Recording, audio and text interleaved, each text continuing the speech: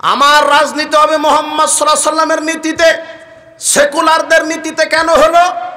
ডেমোক্রেসির প্রবক্তাই হলো Abraham Lincoln, এ হলো খ্রিস্টান মানুষ। আমার নেতা হবে মুহাম্মদ সাল্লাল্লাহু আলাইহি সাল্লাম।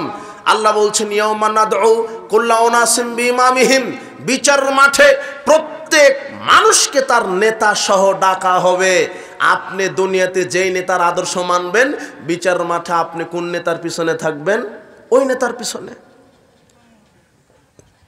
এই আয়াতের তাফসির করতে গিয়ে ইবনে কাসির বলছেন হাযা আখবারু শারাফিল্লা সাবিল হাদিস লিআন্না ইমামাহুমুন নবী সাল্লাল্লাহু আলাইহি ওয়াসাল্লাম। আহলে হাদিসদের জন্য এটা হলো মর্যাদার বিষয় যে বিচার মাঠে আহলে হাদিসদের নেতা হবেন স্বয়ং মুহাম্মদ সাল্লাল্লাহু আলাইহি ওয়াসাল্লাম। ইমাম শাফি বলছেন ইযা রাআইতা রাজুলাম মিন আসহাবিল হাদিস ফাকাআন্নী রাআইতুন নবী সাল্লাল্লাহু আলাইহি ওয়াসাল্লাম হাইয়ান। আমি যখন কোনো আহলে হাদিস ব্যক্তিকে দেখি তখন আমি জীবন্ত নবীকেই দেখতে পাই। কেন? তার চলা, তার ফিরা, তার খাওয়া, তার অর্থনীতি, তার রাজনীতি, তার সালাত, তার সিয়াম, তার হজ, তার যাকাত সব কার মতো? আহলে হাদিসদের রাজনীতি কাদের মতো? কার মতো? রাসূলের মতো। আহলে হাদিসদের সালাত কার মতো? আহলে হাদিসদের অর্থনীতি কার মতো? আহলে হাদিসরা সিয়াম রাখে কার মতো? আহলে হাদিসের আকীদা আমল পোষণ করে কার মতো? রাসূলের মতো। বিচার মাঠে আহলে হাদিসদের নেতা হবে কে? আর আপনার রাজনীতি কার মতো? রাসূলের মতো না? ইসলামী খেলাফা আপনার রাজনীতি কার মতো? আব্রাহাম লিঙ্কনের মতো। গণতান্ত্রিক রাজনীতি, এটা পাগলা রাজনীতি, এটা পাগলাতন্ত্র। আরে গণতন্ত্র মানে খুনতন্ত্র, ধর্ষণতন্ত্র, মামলাতন্ত্র, হত্যাতন্ত্র। অমুককে মারো, অমুককে গুম করো, অমুককে ঠেকাও, আমাকেই ক্ষমতায় থাকতে হবে, এর নাম পচাতন্ত্র আর গণতন্ত্র। কোন মুসলিম জাতি, কোন মুসলিম নেতা গণতান্ত্রিক পদ্ধতিতে সরকার কায়েম করতে পারে না। ইসলামকে বাদ দিয়ে গণতান্ত্রিক বিধানে, ইসলামকে বাদ দিয়ে গণতান্ত্রিক বিধানে রাজনীতি করতে পারে না। কোনো মুসলিম ব্যক্তি যদি গণতান্ত্রিক পদ্ধতিতে গণতন্ত্রকে বিশ্বাস করে, ইসলামকে বাদ দিয়ে, গণতন্ত্র একটা কুফরি তন্ত্র, গণতন্ত্র একটা শিরকি তন্ত্র। গণতন্ত্র আর ইসলামের মধ্যে পার্থক্য কি? গণতন্ত্র হলো মানব রচিত জীবন বিধান, আর ইসলাম হচ্ছে আল্লাহ প্রদত্ত জীবন বিধান। গণতন্ত্র মানুষের আইন দ্বারা মানুষ পরিচালিত হবে, ইসলাম হলো আল্লাহর বিধানে মানুষ পরিচালিত হবে। গণতন্ত্র অধিকাংশের রায় চূড়ান্ত, ইসলামে হক যেটা সেটা চূড়ান্ত। গণতন্ত্রের সকল ক্ষমতার উৎস জনগণ, আর ইসলামের সকল ক্ষমতার উৎস আল্লাহ। গণতন্ত্রের নিয়ম নীতি আইন পরিবর্তনশীল, আর ইসলামের আইন অপরিবর্তনশীল। পার্থক্য হলো না? হলো। ইসলামের সার্বভৌম ক্ষমতার উৎস কে? আল্লাহ। আর গণতন্ত্রের সার্বভৌম ক্ষমতার মালিক কে? জনগণ। একটা কুফরি তন্ত্র, একটা ধোঁকাতন্ত্র, একটা দুর্নীতিতন্ত্র। আশ্চর্য কথা, গণতান্ত্রিক পদ্ধতিতে এই দেশে যতদিন নেতা নির্বাচন হবে ততদিন যোগ্য লোককে পাবেন না, আপনি অমানুষদেরকে নেতা হিসেবে দেখতে পাবেন। এতদিন অমানুষেরাই চালিয়েছে। আশ্চর্য কথা, এই ইহুদি খ্রিস্টানের পচা মতবাদ, এই ইহুদি খ্রিস্টানের তৈরি করা মতবাদ আপনাকে রাজনীতি করতে হবে কেন? ইসলাম কি ভিক্ষুক? ইসলাম কি মানব রচিত বিধানের মুখাপেক্ষী? জি না। আল্লাহ বলছেন হুয়াল্লাযী আরসালা রাসূলাহু বিল হুদা ওয়া দীনিল হাক্কি লিইয়ুযহিরাহু আলাদ দীনি কুল্লিহি ওয়ালাউ কারিহাল মুশরিকুন। আল্লাহ হচ্ছেন তিনি যিনি তার নবী মুহাম্মদকে সত্য দিন সহ পৃথিবীতে প্রেরণ করেছেন। কেন? যাতে করে মানব রচিত সব বিধানকে কবর দিয়ে, মানব রচিত সব মতবাদকে কবর দিয়ে ইসলামকে বিজয় করতে পারে। সেই জায়গাতে আপনার হুজুর ইসলাম কায়েমের স্বপ্ন দেখছে ইহুদি খ্রিস্টানের মতবাদের গোলামি করে। এটা নিছক খেল তামাশা। কিয়ামত পর্যন্ত রসুলের নীতির বাইরে কোনো নীতি আসবে না, রসুলের আদর্শের বাইরে কোনো আদর্শ টিকবে না। রসুলের নীতি ব্যতীত, রসুলের আদর্শ ব্যতীত যদি মানুষ বস্তা পচা মানুষের নীতিতে, মানুষের মতবাদে, এই গণতান্ত্রিক পদ্ধতিতে যদি ইসলাম কায়েমের স্বপ্ন দেখে, কিয়ামত পর্যন্ত বাংলাদেশের মাটিতে গণতান্ত্রিকের উপরে নির্ভর করে, ডেমোক্রেসির উপরে নির্ভর করে বাংলাদেশে গণতান্ত্রিক পদ্ধতিতে ইসলাম ক্ষমতায় যেতে পারে না, পারে না, পারে না ইনশাআল্লাহ। পারবে না। গণতান্ত্রিক পদ্ধতিতে কখনো বাংলার জমিন ইসলাম কায়েম হবে না। গণতন্ত্র একটা হত্যাতন্ত্র, একটা খুনতন্ত্র, একটা অশান্তিতন্ত্র।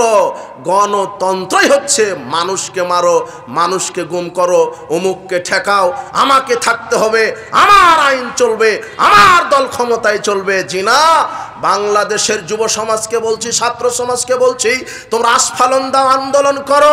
আমরা দলের সরকার চাই না। এতদিন বাংলাদেশ স্বাধীনের পর থেকে এতদিন শুধু দলের সরকার হয়েছে, দলেরই গোলামি করা হয়েছে। এই সংকীর্ণ রাজনীতি, সংকীর্ণ সরকার চায় না। বাংলার মানুষ আগামীতে জনগণের সরকার চায়। অমুক দল যদি ক্ষমতায় যায় আর সব দল পরাধীন। থানাতে কেস নিয়ে যাবেন, ওই শয়তান আগেই বলবে কোন দল করো। এই গণতন্ত্র একটা কুফরি তন্ত্র। এই গণতন্ত্র মানুষকে আরে ভাই ভাই গ্রুপ করে দিয়েছে গণতন্ত্র। মসজিদের সভাপতি সেক্রেটারির মধ্যেও দল তৈরি করেছে এই গণতন্ত্র, বুঝেছেন? টয়লেটের ঝাড়ুদার হওয়ার লাগলেও ওই দলের হওয়া লাগবে। কথা বুঝেননি? এখানে মাহফিল করতে হলো প্রধান অতিথি ওই দলেরই দেওয়া লাগবে। এটাই হলো গণতন্ত্র। গণতন্ত্র মানে একটা পরাধীন তন্ত্র। গণতান্ত্রিক রাজনীতিতে যারা বিশ্বাসী এরা হলো ইসলাম থেকে কখনো খারেজ হয়ে যাবে, কখনো এরা মুশরিক, কখনো কাফের। কেননা আমি মুসলিম, একমাত্র আমার তন্ত্র হবে ইসলাম তন্ত্র। কি তন্ত্র? ইসলাম। আমার বিধান হবে কোরআন হাদিস, আমার সংবিধান হবে কোরআন হাদিস। আমার সংবিধান কখনো মানব রচিত বিধান নয়। আপনি গণতন্ত্রের কি বুঝলেন? এই পচা ভোটতন্ত্রের মাধ্যমে যদি আপনি নেতা নির্বাচন করেন, আপনি বলছেন না যে আমরা এই 17 বছর জুলুমে ছিলাম, আজকে বাংলাদেশের এই অন্তর্বর্তীকালীন সরকার আবারও যদি বলে যে ভোট পদ্ধতির মাধ্যমে আমরা আগামীতে নির্বাচন দিব, তাহলে বাংলাদেশের মানুষ দুই চোখে দেখবে যেই লাউ সেই কদু। এক শয়তান গেছে আর এক শয়তান আসবে, এর নাম গণতন্ত্র। মুদ্রার এই পিঠ আর ওই পিঠ সমান, এর নাম গণতন্ত্র। ইসলামে নেতা নির্বাচন হবে সিলেকশন, আর গণতন্ত্রে নেতা নির্বাচন হয় ইলেকশন। ইলেকশনের মাধ্যমে নেতা হয় সুরেরা, আর সিলেকশনের মাধ্যমে নেতা হয় তাকওয়াশীল ব্যক্তিরা। তার প্রমাণ কি? তার প্রমাণ আমি বহু বক্তব্যে বলেছি যে এই যে খুঁটিটা হলো মাদানী সাহেব এমপিতে দাঁড়িয়েছে, এমপি পদপ্রার্থী মাদানী, আর এই মুচিটা হলো এও এমপি পদপ্রার্থী, এ হলো মুচি। এ হলো মাদানী, এ হলো মুচি। এখন এই পচা আব্রাহাম লিঙ্কনের গণতান্ত্রিক ভোট পদ্ধতিতে নেতা নির্বাচন হচ্ছে। আপনার মাদানী সাহেব ভোট পেয়েছে আপনার 60 জন, 100 জন ভাইস চ্যান্সেলরের ভোট পেয়েছে মাদানী সাহেব 100 জন। 100 জন ভাইস চ্যান্সেলর মাদানী সাহেবকে ভোট দিয়েছে যারা জ্ঞানী গুণী শিক্ষিত মানুষ। আর মৌচিকে ভোট দিয়েছে 101 জন ম্যাথরে। কত? 101 জন ম্যাথরে। বলেন তো এমপি কে? এমপি কে? হ্যাঁ, ওই যে বলে দিল যে হিরো আলম। হিরো আলম যদি এমপি হয়, হিরো আলম আছে না, ও যদি এমপি হয়, এই লুচ্চা বদমাস, আর এতদিন তো ছিলই সিনেমাখুর, গাঁজাখুর, ইয়াবাখুরেরাই তো এতদিন দায়িত্ব ছিল। সংসদে গান গায়, ক্রিকেটখুর, জুয়াখুর, মদখুর, লুচ্চা। আপনি হাসছেন, আমার আর একটা দুঃখ লেগেছে। ছাত্র সমাজ, তোমরা রাজনীতির র বুঝনি, তোমাদেরকে বেছে খেয়ে নেবে এরা।